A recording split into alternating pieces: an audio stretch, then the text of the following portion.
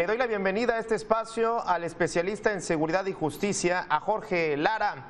Jorge, con el gusto de saludarte, bienvenido. Y bueno, me gustaría plantearte, hemos estado viendo durante estos minutos de noticias y de información los distintos aspectos y expresiones de los bloqueos a las vías de comunicación, en este caso, pues bloqueos a vías carreteras. En cierto sentido, puedo entender la exigencia de justicia de familiares de una persona que exige justicia, pero por el otro lado estamos viendo los bloqueos, pues los bloqueos que vimos el fin de semana en estados como Baja California, Chihuahua, Jalisco, en Guanajuato, ni se diga. Ahí están dos expresiones de la impunidad, Jorge. Sí, Gabriel, efectivamente, pues los bloqueos por sí solos son delitos, ¿no? Son delitos por el atentado que significan a las vías de comunicación que están al servicio de todos y que son indispensables para el funcionamiento de pues la vida cotidiana de millones de personas. Efectivamente vemos que hay a veces bloqueos derivados de actos de presión de algunas comunidades, algunos padres de familia, etcétera, que no por eso dejan de ser preocupantes y no por eso deben no ameritar acción de la autoridad, pues para atender sobre todo de una manera preventiva. Aquí yo creo que esta es la expresión que hace falta por parte de las autoridades de los tres niveles. La prevención para inhibir este tipo de bloqueos, que insisto, son delitos, y que como los vimos en la semana pasada, ¿verdad? Pues pueden llegar a ser tan violentos, tan destructivos, tan peligrosos, pues por lo que significa el incendio de vehículos, de infraestructura, de comercios, de edificios públicos y hasta la pérdida de vidas humanas.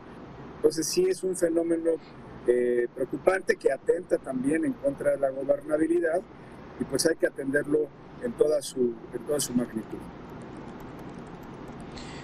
¿Cómo atender este asunto que atenta a la gobernabilidad? Bien dices, mencionabas que la autoridad debería de prevenir para inhibir este tipo de bloqueos y yo podría entender en el caso de un asesinato, el caso de Devani, este bloqueo en la Ciudad de México de un joven que perdió la vida en una fiesta y que pues su familia estuvo bloqueando una vía de comunicación. Podría entender, ¿no? Ahí cómo de pronto la autoridad reacciona demasiado tarde y que bueno, ahí podrían, digamos, entender la prevención para inhibir ese tipo de bloqueos. Pero ¿cómo tratar el otro lado de los bloqueos, ese lado que decías extremo, violento y destructivo, que fue el que vimos el fin de semana y que verdaderamente ha encendido todas las alertas del país, Jorge? Bueno, pues tiene que ver precisamente con algo que no hemos visto en el desarrollo de las funciones de la autoridad, sobre todo a nivel federal, en los últimos años, que es este tramo pocas veces comprendido de prevención, de investigación para la prevención. No se puede prevenir, no se puede negociar, no se puede inhibir lo que no se investiga. Estamos hablando de un concepto que es la gestión de riesgo. Es decir, las autoridades deben de tener información de inteligencia. Vemos que lo que ha estado precisamente falto en estos años ha sido de la inteligencia, de los mecanismos que tienen las autoridades para recabar información y para actuar oportunamente. Ya no tiene caso, como lo vimos en el informe de estos días, de los eventos lamentables de la semana pasada, pues que más bien, más que Guardia Nacional, parecían bomberos, ¿verdad? Porque andaban de aquí para allá tratando de apagar fuegos, tratando de restablecer las condiciones, etcétera. Pero la pregunta es, ¿en dónde está la inteligencia? Que es una de las funciones inherentes, principalísimas de cualquier autoridad en el Estado de Derecho, el tener bien mapeadas, bien detectadas a las organizaciones criminales, saber cuáles son sus planes, adelantarse.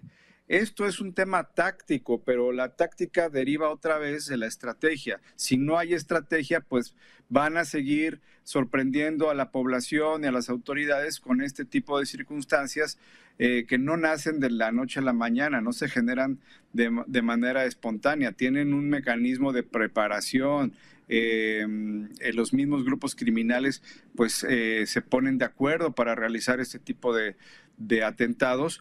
Y la gran pregunta, insisto, es ¿en dónde está la inteligencia de prevención? ¿En dónde está la posibilidad en la cual todos los mexicanos confiamos de que la autoridad se va a adelantar, ¿verdad? Esa es la pregunta. Fíjate qué interesante esto de la inteligencia y quizás algunas referencias, y a lo mejor voy a sonar un tanto frívolo porque tomo referencias quizás cinematográficas de alguna película en donde vemos cuerpos de inteligencia como muy famosos y muy rimbombantes como el FBI, la CIA, la DEA, Seguridad Nacional, el Homeland Security, y esas figuras que de pronto nos la venden hollywoodensemente, que se enteran de todo. ¿Tú observarías cuerpos así del interior de la Sedena, al interior de la CEMAR, que creo que es la que mayor contacto puede llegar a tener la Secretaría de Marina, pero desde tu perspectiva, ¿cómo lo estás observando esto que dices que hace falta la inteligencia? ¿Hay cuerpos de inteligencia, organismos del Estado mexicano? Gabriel, existen las leyes.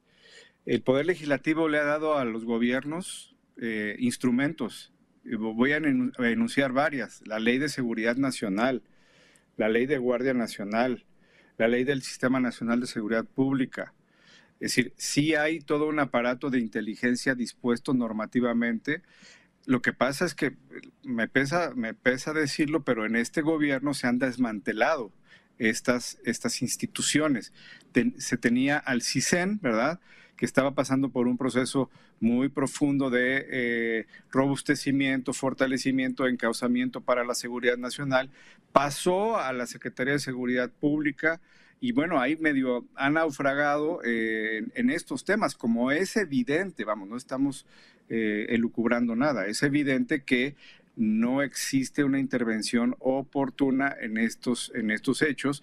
Y por supuesto que lo que vemos en otros países o incluso en películas y demás, pues deriva de una realidad y de la aplicación oportuna de estas llamadas técnicas de investigación que implican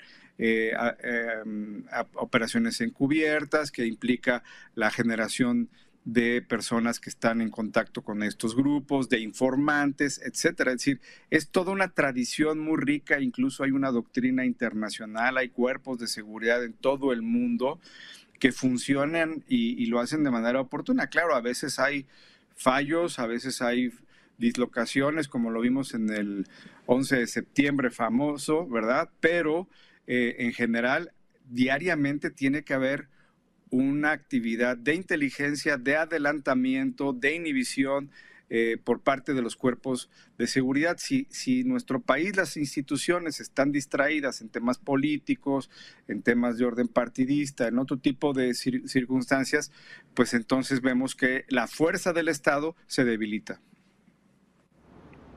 A ver, entonces, una breve conclusión. Independientemente de dónde venga el bloqueo a la vía de comunicación, es ilegal y pues debería de castigarse.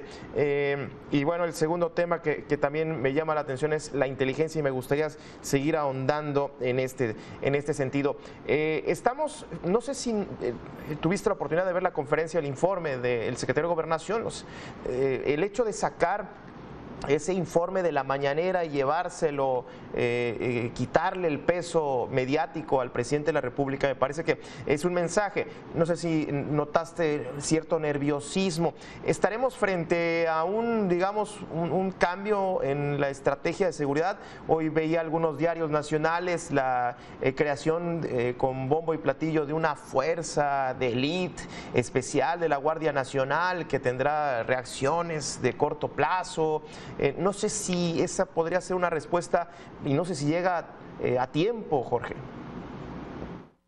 Pues todo lo que se haga para fortalecer el Estado de Derecho es bienvenido. Lo que no quisiera yo ver es que con el paso de los meses o del tiempo es que esta fuerza de élite se conviertan en granaderos federales, ¿verdad?